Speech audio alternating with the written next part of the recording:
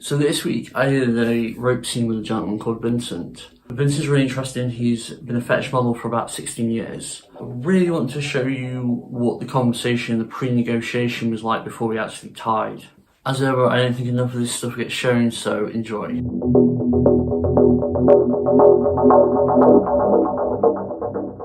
What is it you like about being tied up? Originally it was the imagery and seeing the harsh rope against the skin, just the contrast really kind of made me really interested in looking at it. And I think because it was a mix of bondage with essentially fine art nude, that there was a real artistic element to the BDSM and bondage element that really worked for me. And then I found that at the start, when you're standing, your hands behind your back, and you're just kind of being pulled back, it's just like a Control-Alt-Delete on your brain. Everything just completely goes. Everything completely clears. And then I get deeper and deeper into space as I'm tied. And then afterwards, I just feel really, really good.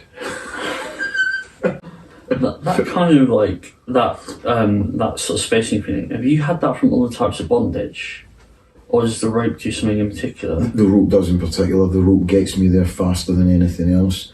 CP, I really need to fight it. I need to really work with it. I really need to try and settle into it to eventually get the,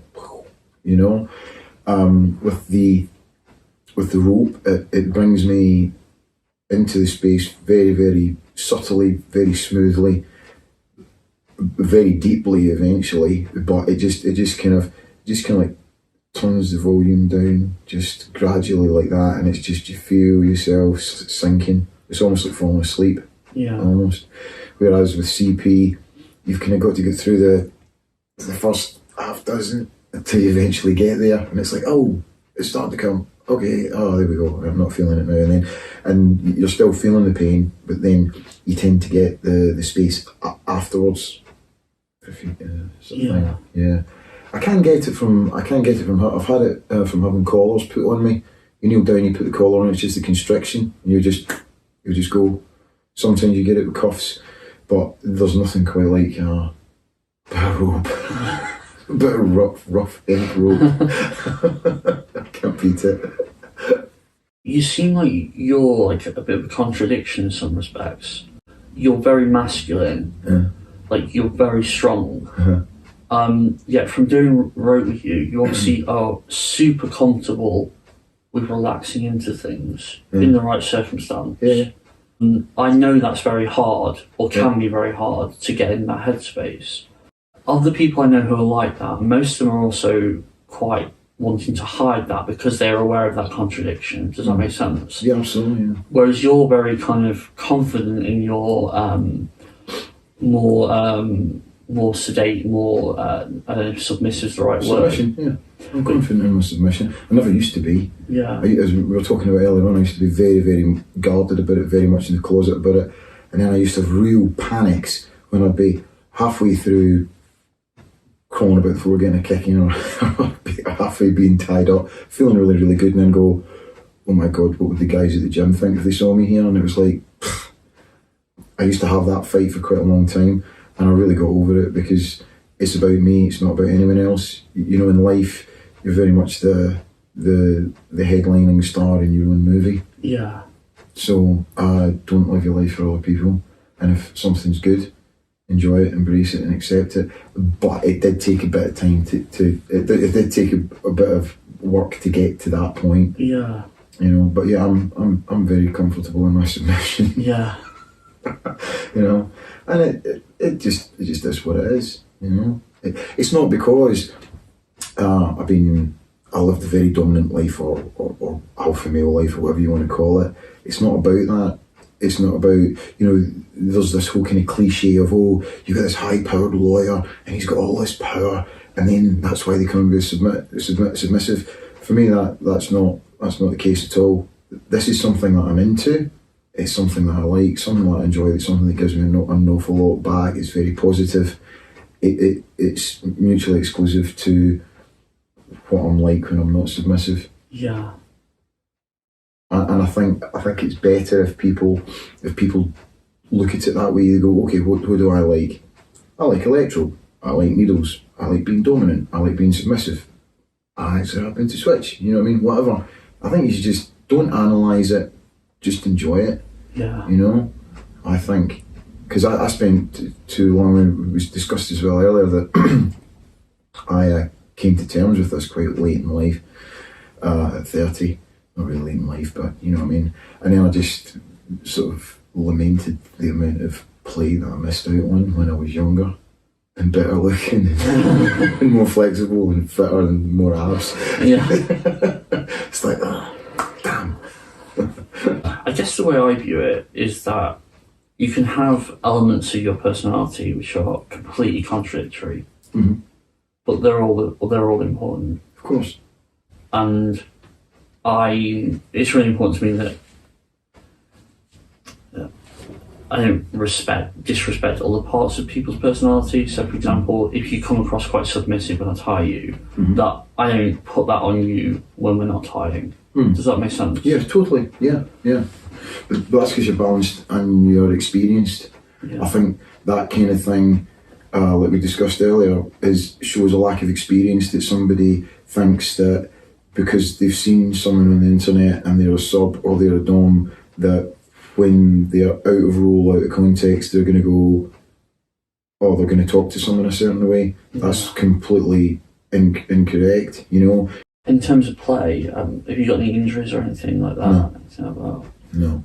How did you get on? Because we tied before, I did like a suspension thing on you. How did you get on with that? Like in the following days, was that okay? Like, you feel it? All it was I was just buzzing for about 2 or 3 days afterwards from it and kept reminiscing on it. Yeah. That's all I had. And that's all I do have from a really good play session. You just kind of sit and reminisce. It goes, oh my god, that little bit, or oh my god, that bit, or you know. And then we got the photographs back from Paul, and it was just like, oh my god, you know. So yeah, it was. I felt really, really good. Mild frustration I wasn't hit afterwards once I was tied up. That's all. Yeah. So does that? Do you have like a hankering to combine bondage with impact play? Probably. Yeah. Probably. Yeah. That's interesting. Cause yeah. You don't come across that very often. Yeah. No. Like I'm not. There's nothing wrong with it. No, it just occurs to me that once you're in the position, then you'd be thoroughly dealt with and used in whatever way. Because you're so spaced and so gone. It would be good to do, because I think you're so spaced you'd be able to take more. But then again, maybe it might spoil it. Maybe the rope in itself is just enough. But to me, it wouldn't have been a bad thing to have a little bit of you know, something afterwards. You know, not a lot, but you know, a bit to, you know. Yeah, I'm curious, because obviously you do like your impact, right? Yeah. Like I'm curious to see whether it like combines into like one big great experience, or but like, because they're very different sensations. Like the sensation of pressure from suspension and impact plays. So yeah, like I'm happy to give it a crack if you want to. I did have some things in mind today if you're interested. Okay. I would really like hog ties. Okay. Restricted hog ties. Because I've got the frame upstairs, so we can have a view in a hog tie, and then like have you spread out as well as like in a bit of a back bend. Okay. How do you feel about The top. that? Yeah. Yeah, definitely. We'd be playing with the TK position with your arms again. So I need you to do checks regularly. Okay. Yeah, it was really good, that. The checks was really good. And at no point did I feel any tingling or anything like that at all. It was really, really I was in constant equilibrium, which I think that really was what showed your experience as a rope tire to me. Because I said the only other person that did it like that was Shanta Rose, and that level, standing, then on one leg, and then completely suspended. The balance was complete equilibrium the whole time. Because any other time you've always it feels like a bucket of ice cold water going over you that you're spacing, and then the limb goes, it's a leg goes, or your foot goes, or your hand, or your arm, or your shoulder, or something somewhere's just not been done quite right. But I never had that with you in any of the times that you've tied me, and I didn't have it with her. There was no discomfort or anything like that at all. But I think that's very much part of the art, keeping the sub in equilibrium. Yeah. Very much so. You, I would guess, feel pain more than most people because you've got a lot of muscle. You're pretty big. You're bigger than me. Yeah. So all that weight going through rope, I think, I would guess, feel that more. Yeah, I surprisingly, my pain. I struggle with my pain threshold. I do feel it a lot. Doesn't mean I don't like it, but I do feel it. Yeah. I really do. So it's nice that somebody actually acknowledges that and is aware of that. So again, it shows your experience. So what I think we'll do is we're going to take those same core components. Okay. And we're going to twist you up a little bit. Okay. So you're feeling like you're being pulled in multiple directions. Okay. And we're just going to see how you feel about it. Okay. And as before, we'll go into it quite slowly. Yeah, sure. And as before, if you don't experience any problems whatsoever, it's no problem at all. It's not an issue. Yeah. We just reset, change the thing, it's fine. Yeah. Okay. How do you feel about that? Sounds good. Sounds good to me. Yeah. And if we get to a good place, maybe we can include a little bit of maybe some very, very light cane strokes. Okay, yeah. Maybe a little bit of flogging's really fucking hard with rope. Yeah. I would have thought that riding crop or cane would be the two things that would work. Maybe some nipple clamps and things like that, CBT and stuff like that. That would all work in rope work. But yeah, I think the implements would. Maybe you could use single tail. Depends if you're holding it and flicking it. Depends what body parts are roped up. But yeah, I think cane and crop are probably the two other things for the rope work. Yeah. And if I was using crop, what we're talking about is more kind of the tweening sort of style. Yeah, definitely. Yeah. Just because I don't want to get you into a nice place and then be like, boom, there you go, man. Yeah.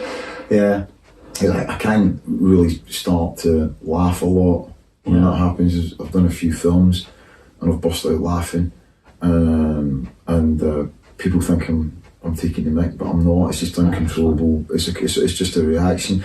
And then if you keep going, and this isn't a cue for you to do this, but if you keep going, the laughing goes and goes and goes, and then they keep hitting you, then you burst out crying. Yeah. It's just emotional response, and it all just floods out you. You know what I mean? Which again, I'm kind of comfortable with. And I've said to people, they kind of go, oh, and it's like, no, this happens. Don't worry about it. It happens. I'm fine with it.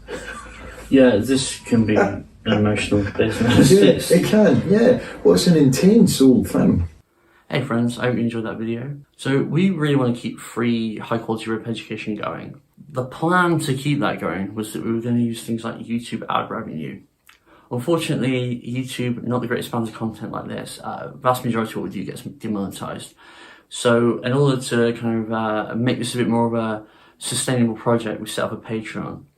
If you really like stuff like this and you want to keep supporting it and you want to see more, as a reward to patrons, we put more content over there, extra classes, extra videos, extra articles. And one of those extra videos will include the full scene that I did with Vincent.